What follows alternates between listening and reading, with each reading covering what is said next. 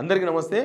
ఈరోజు హైకోర్టులో హైడ్రా కూల్చివేతలపైన జరిగిన విచారణలో ఒక 13 ప్రశ్నలు వేసింది హైకోర్టు హైడ్రాకు. హైకోర్టు వేసిన ప్రశ్నలకు హైడ్రా దగ్గర చాలా వాటికి సమాధానమే లేదు. 10వ తేదీన మీరు రిప్లై ఇవ్వమని చెప్పింది. అమీన్పూర్‌లో కూల్చివేతలకు సంబంధించిన విచారణ అది. నిజానికి ఈ ప్రశ్నలు చాలామంది నాలాంటి వాళ్ళు చాలామంది కూల్చివేతకు మేము బలైతమేమో అని బాధపడుతున్న వాళ్ళు, ఆల్రెడీ కూల్చివేతలకు బాధితులుగా మిగిలిన వాళ్ళు, వాళ్ళందరూ అడుగుతున్న ప్రశ్నలు ఇవి. ఈ ప్రశ్నలకు ఇప్పటిదాకా ప్రభుత్వం కూడా సమాధానం చెప్పలే. ఎంతసేపటికి మేము మార్కులేస్తాం, కూల్చేస్తాం, నీకు ఆడిస్తాం, ఈడిస్తాం, నీళ్ళు లేపేస్తాం అని బెదిరించారు తప్ప ఆన్సర్ చెప్పలే. ముఖ్యమంత్రి ఆన్సర్ చెప్పలే, మంత్రులు ఆన్సర్ చెప్పలే, హైడ్రా రంగనాథ్ గారు కూడా ఆన్సర్ చెప్పలేదు. ఆ క్వశ్చన్స్ ఏమున్నాయనేది నేను మీకు చెప్తా, ఒకసారి చూడండి. హైడ్రా వేసిన ప్రశ్నలు ఇవన్నీ ప్రతి సామాన్యుడు వేసిన ప్రశ్న. ఇది ప్రతి సామాన్యునికి ఇది ఒక మనసులో ఉన్న ప్రశ్న. హైడ్రా యొక్క చట్టబద్ధత ఏమిటి? అసలు హైడ్రాకి ఏముంది చట్టబద్ధత? హైడ్రా మీద ఆర్డినెన్స్ కూడా ఇవ్వలే ఇంకా ప్రభుత్వం. హైడ్రాకు చట్టబద్ధత ఎక్కడిది?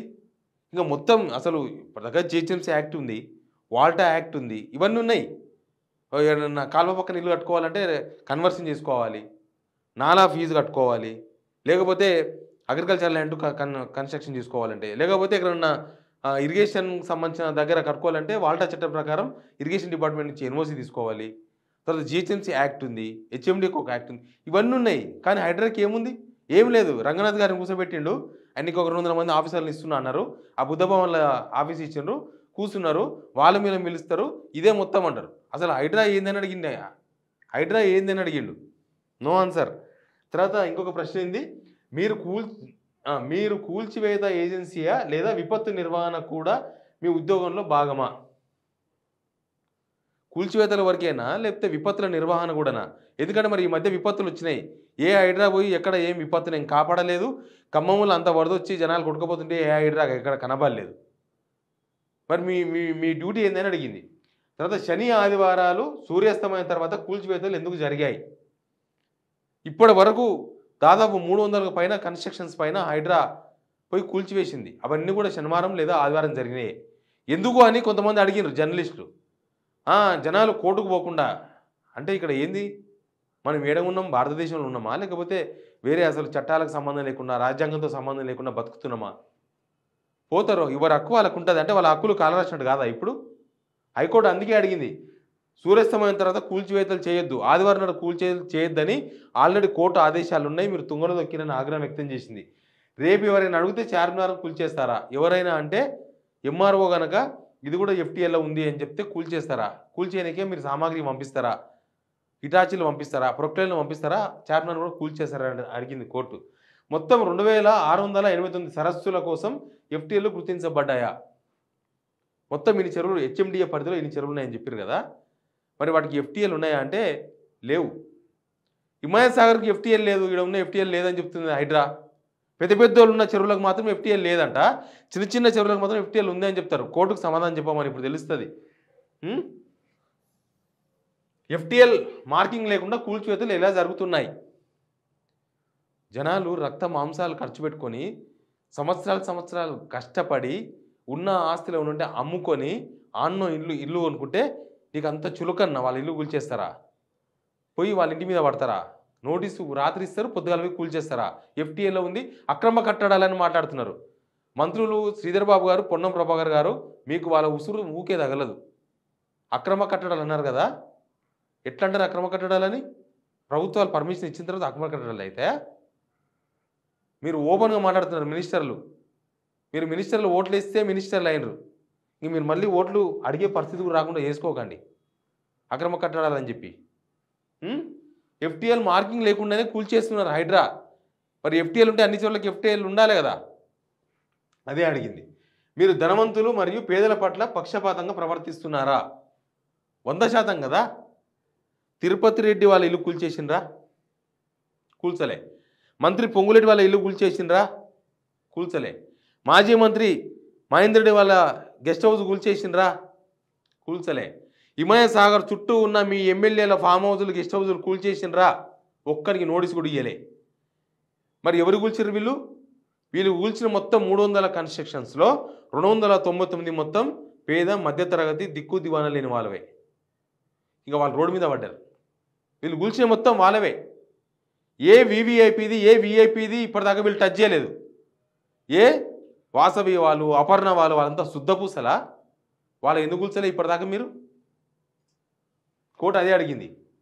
మీరు మీ రాజకీయ ఉన్నతాధికారులను సంతోషపెట్టడానికి ప్రయత్నిస్తున్నారా? రంగనాథ్ ఏంటంటే నాకు ఫ్రీడమ్ ఇచ్చిన ముఖ్యమంత్రి రేవంత్ రెడ్డి, కాబట్టి రేవంత్ రెడ్డి అనుకున్న దానికన్నా 100% ఎక్కువ చేయాలి. ఆయన ఒకటి కూలగొట్టామంటే మనం 100 కూలగొట్టాలని రంగనాథ్ డిసైడ్ అయ్యాడు. రంగనాథ్ ఏంది, నాకు ఫుల్ ఫ్రీడమ్ ఇచ్చింది, అసలు ఇంకా ఎవరు లేడు, జిహెచ్ఎంసీ లేదు, హెచ్ఎండిఏ లేదు, జనం లేరు, ఎవరు లేడు.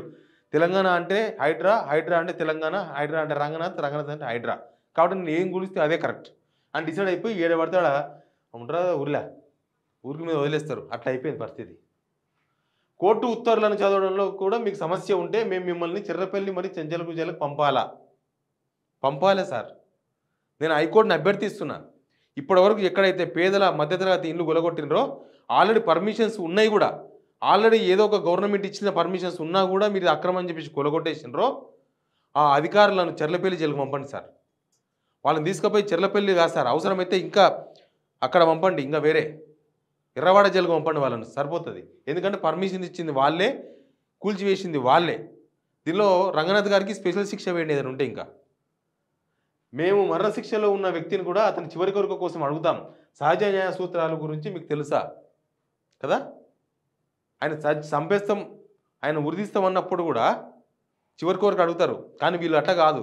రాత్రి నిద్రపోయినాక నోటీసులు ఇచ్చి నిద్రలోకి వెళ్ళి తీరుకోకముందే అవి కూలగొట్టేసారు. ఆర్టికల్ 21 ప్రకారం పౌరుని రాజ్యాంగ హక్కులు, జీవించే హక్కు మరియు వ్యక్తిగత స్వేచ్ఛ గురించి మీకు తెలుసా? ఇది రేవంత్ రెడ్డికి కూడా తెలియదు.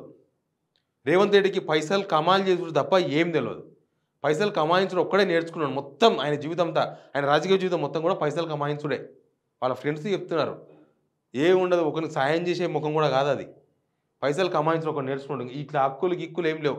ఏమైనా ఆయన మీదకి వచ్చినప్పుడు మాత్రమే ఆయన గుర్తుకొస్తాయి. మీరు ఇలాగే కొనసాగితే హైడ్రా ఏర్పడిన జీవో 99లోనే ఉండవలసి వస్తుంది. అంతే, జీవో వరకు మాత్రమే ఉంటుంది అనమాట. జీవో మీద స్టే ఉంటుందని చెప్తున్నది హైకోర్టు. మూసి కోసం మీ ప్లాన్ ఏమిటి? హైడ్రా 1వ రోజు నుంచి నేను ఈ ప్రశ్నలు అడుగుతున్నాను. నేను అంటే ప్రతి సామాన్యుడు అడుగుతున్నాడు, ప్రతి ఒక్కడు అడుగుతున్నాడు, ఏంది మీ హైడ్రా పని ఏంది, మీ కథ ఏందని, ఇట్లాంటి క్వశ్చన్లు అని. మొత్తం 13 క్వశ్చన్లు హైకోర్టు మొత్తం 13 ప్రశ్నలు ఇచ్చింది హైడ్రాకు. అన్ని నీళ్ళు నవ్వులమే, మొత్తం నీళ్ళు నవ్వునుడే. ఆ ఎంఆర్ఓని అంటే ఆయన ఎంఆర్ఓ ఎట్లా అంటే అర్థమైతే లేదాడా? ఎంఆర్ఓ ఆయన చెప్తే కూల్ చేసినా, ఈయన చెప్తే కూల్ చేసినా అని ఈయన చెప్తాడు, ఎంఆర్ఓ చెప్తే సామాను పంపించినా అని రంగనాథ్ చెప్తాడు. అందరు కలిసి జనాలను నాశనం చేశారు. ఇంకా ఇప్పుడు మూసి ఒకటి ముందర పెట్టుకున్నారు, మాట్లాడుతుంది దాని గురించి కూడా. మొత్తం ఈ 13 ప్రశ్నలకు నీళ్ళు నవ్వులేదు తప్ప ఆన్సర్ లేదు వీళ్ళ దగ్గర. ఆన్సరే లేదు. చూద్దాం ఏం ఆన్సర్ చెప్తారు. 15వ తారీఖు నాడు 15th కోర్టు మళ్ళీ హియరింగ్ ఉంది. 15th నాడు రేపు, ఇవాళ కాదు రేపే జీవో 99 పైన, జీవో 99 అంటే హైడ్రాకు సంబంధించిన ఏర్పడుతున్న జీవో 99 పైన కూడా రేపు హైకోర్టులో విచారణ ఉంది. ఇవన్నీ దాని మీద ఇంపాక్ట్ చూపిస్తాయి, ఖచ్చితంగా ప్రభావం చూపిస్తాయి. 99 మీద స్టే ఇస్తుందేమో చూద్దాం. దాని మీదే విచారణ. దాని మీద ఒక మహిళ పోయింది, జీవో 99 మీద స్టే విధించాడు. కాబట్టి ఏం జరుగుతుందో చూద్దాం. ఎనీవే ఈ 13 ప్రశ్నలకు కనీసం సమాధానం చెప్పలేకపోయింది హైడ్రా. కానీ జనాలకు మీదకి మాత్రం హిటాచీలు పంపించేసి సర్వనాశనం చేసింది జీవితాలను. Please subscribe signal TV.